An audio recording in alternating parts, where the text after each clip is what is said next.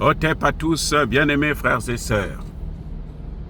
Nous y sommes, dans la Troisième Guerre mondiale. Cette guerre n'est pas conventionnelle, c'est-à-dire qu'elle n'est pas seulement militaire en tant que telle, mais elle est asymétrique, c'est-à-dire militaire dans certains cas, médiatique dans d'autres, et économique.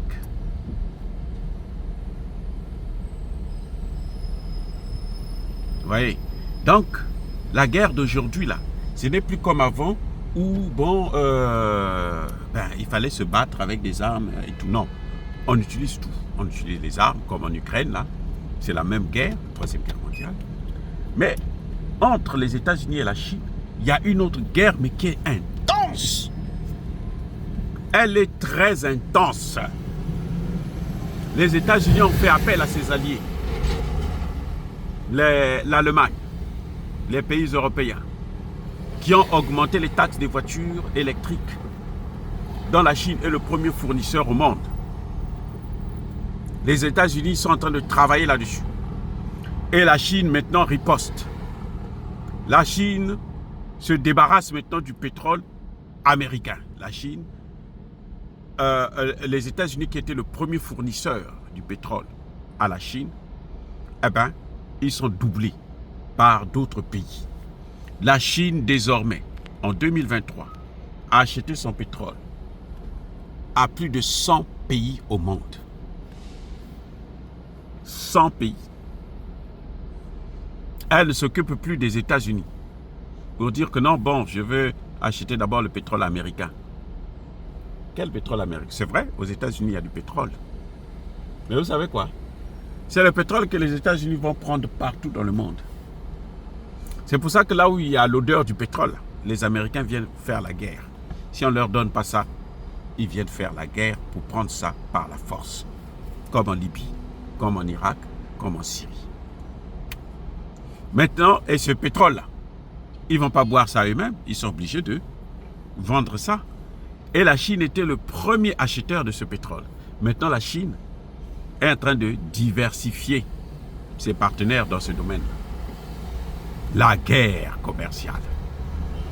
Les États-Unis ont toujours dit que leur plus grand ennemi, c'était la Chine. Parce que eux, même les investissements qu'ils font dans le domaine militaire, c'est pour avoir une forte économie, pour relancer leur économie. Parce que l'industrie militaire, c'est ce qui développe les économies du monde entier. C'est pour ça que les Européens veulent maintenir la guerre en Ukraine. Parce que cette guerre-là, ça va leur permettre de fabriquer des armes et de développer leur industrie économique, de relancer leur industrie économique. Jusqu'à maintenant, c'est les États-Unis qui ont tiré profit de cette guerre en Ukraine. Parce que, comme l'a dit Anthony Blinken, que 90% de l'argent qu'on envoie en Ukraine reste ici aux États-Unis pour développer l'industrie militaire américaine. Donc, dans cette guerre, on a vu que l'aspect économique, même la Russie est dedans.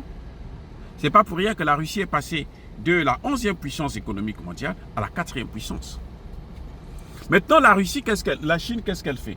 Elle va chercher son pétrole ailleurs. Le premier fournisseur du pétrole chinois, c'est maintenant la Russie. Après la Russie, vous avez l'Arabie Saoudite. Vous avez, après l'Arabie Saoudite, vous avez d'autres pays comme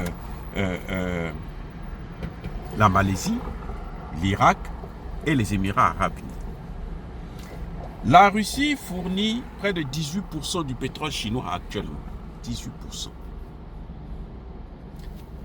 En 2023, la Russie a vendu pour près de 94 milliards de dollars américains.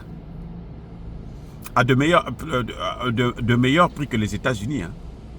Donc, s'ils vendaient au même prix que les États-Unis, là, ça allait être même plus. Donc, eux, ils baissent les prix. La Russie baisse les prix pour qu'on consomme plus. Et donc, elle a vendu pour 94 milliards de dollars. après la Russie, vous avez l'Arabie Saoudite qui fournit 10,7% du pétrole chinois. C'est l'équivalent, elle a obtenu en 2023 55 milliards de dollars américains. C'est plus de 8 barils de pétrole par jour. La Russie envoie 2 millions de barils de pétrole par jour à la Chine. L'Arabie Saoudite, c'est 10 millions.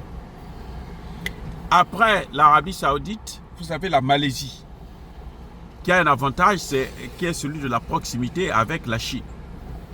Et puis, un pétrole qui coûte moins cher. Elle fournit 8,8% du pétrole chinois. Donc, elle a vendu pour 45,5 milliards de dollars américains de pétrole à la Chine en 2023. Et vous avez, après ça, l'Irak, qui fournit 6,9%, c'est-à-dire 35,4 milliards de dollars américains. Et vous avez enfin les Émirats arabes unis. Ça, c'est les 5 premiers qui fournissent 6,6%, c'est-à-dire 34 milliards de dollars américains pour en 2023. Donc, ce qui va se passer, et ce qui est en train de se passer, c'est quoi?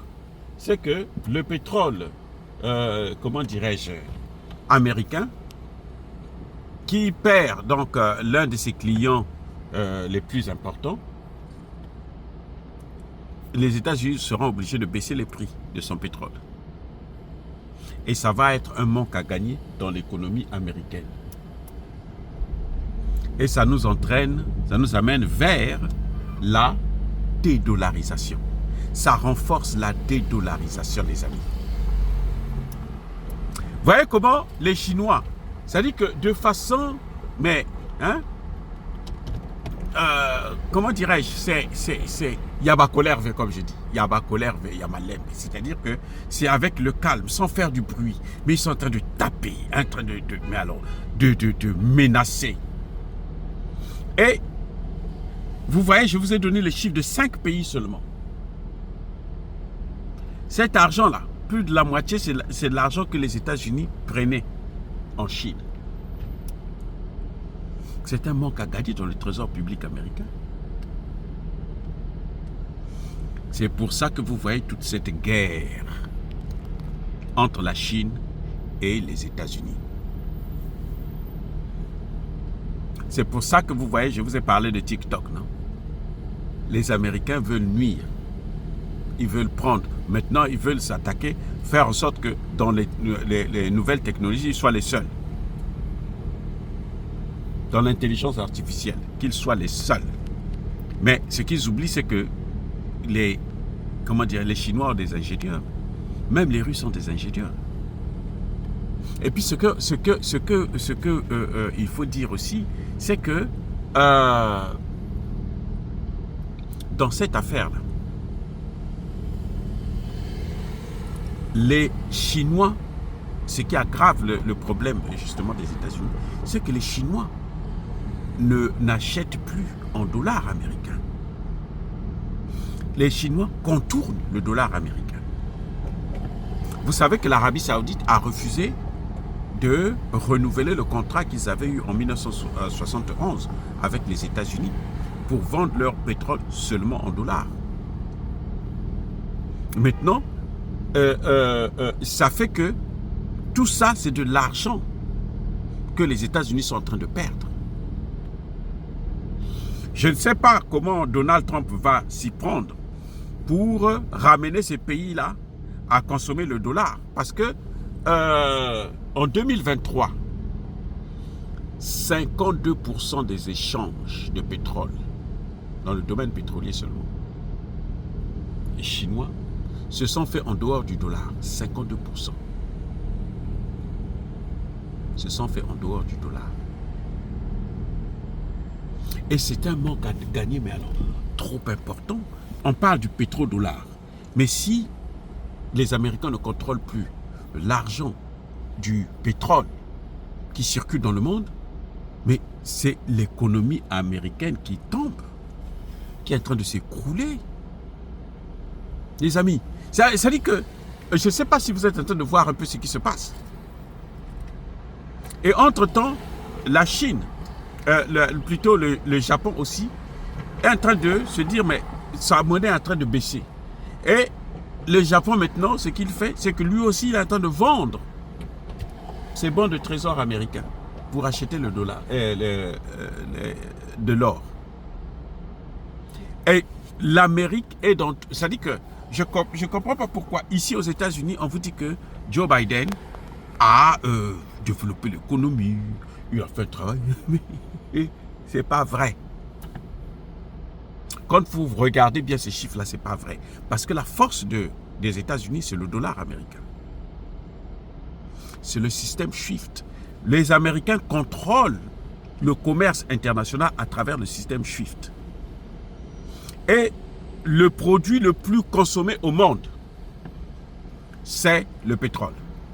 Je répète, le produit le plus consommé au monde, c'est le pétrole. Donc, l'essentiel de l'argent qui circule dans le monde, c'est l'argent du pétrole. Et cet argent-là, il y a 5 ans, tout était fait, se faisait en dollars. Donc, toute transaction qui se faisait dans le monde, en matière de pétrole, les Américains avaient leur part. Maintenant, vous voyez, la Chine, à elle seule, pour ses transactions pétrolières, la Chine seule, a réduit de plus de 50% de sa consommation du dollar. Et la Chine est en train de renforcer la coopération, le commerce avec les pays de BRICS, y compris l'Iran et puis les autres. Ça fait que les Américains ne contrôlent plus le système du commerce international. Vous voyez? Donc maintenant, ce commerce international est en train de se faire sur le dos des Américains. Et c'est des milliards et des milliards. C'est certainement pour cette raison qu'ils veulent plonger le monde entier dans une guerre pour essayer d'avoir un reset. Dans les troubles là, peut-être qu'eux ils vont reprendre le contrôle de la situation. Mais je vous dis que c'est une situation qui est terrible actuellement. La guerre que la Chine est en train de mener contre les États-Unis, les États-Unis sont en train d'attendre la Chine à Taïwan, mais la Chine est en train de contourner Taïwan pour mener une vraie guerre, une offensive contre les Américains. Et ça marche jusqu'à présent. L'Inde, la Russie, l'Iran, l'Arabie Saoudite ne vendent plus leur pétrole en dollars. Et ce sont les plus grands producteurs au monde qui perdent. Les Africains peuvent vendre en dollars, les pauvres, ils peuvent vendre en dollars, mais ils consomment combien? Il n'y a rien. Ils n'influencent pas le marché, ils ne peuvent pas changer le cours. Donc ils peuvent nous détruire comme ils veulent. La décadence là, le déclin là, la dédollarisation là, elle va suivre son cours. Voilà ce que je voudrais vous dire aujourd'hui en ce qui concerne cette guerre asymétrique, notamment entre les États-Unis et la Chine. Dire cela, c'est inciter à la haine ou à la violence. Non, il y a ma colère verte, il y a ma lèvre. Vous devrez comprendre les mécanismes, la géopolitique actuellement. Soyez bénis, abondamment bénis par le Dieu des Kémites et par nos ancêtres Jésus. Mais que tous ceux qui persécutent le continent africain le pillent et le déstabilisent, qu'ils soient noirs, blancs, chinois, arabes, juifs, indiens ou qui qu'ils soient punis, maudits, foudroyés, neutralisés, écrasés, effacés par le Dieu des Kémites et par nos ancêtres Jésus. Vive l'Afrique éternelle. J'ai dit et j'assume.